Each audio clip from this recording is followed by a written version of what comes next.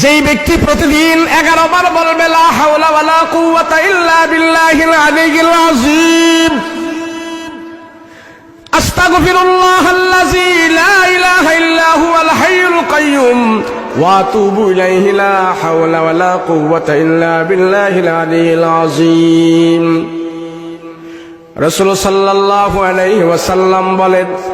আমার উম্মতেরা প্রতিদিন যদি কেউ 11 বার এই আমলটা করে, সকালে বিকালে যদি কেউ এই আমলটা করে, আল্লাহ পাক তার জীবনে কোনো অভাব দিবে না, অভাব দিবে না। আল্লাহর রাসূল বলেন, তোমার অভাব যদি থেকেও থাকে, আল্লাহ তোমার অভাব দূর করে দিবে। যেই ব্যক্তি প্রতিদিন 11 বার বলবে লা হাওলা ওয়ালা কুওয়াতা ইল্লা বিল্লাহিল আলিয়্যিল আযীম,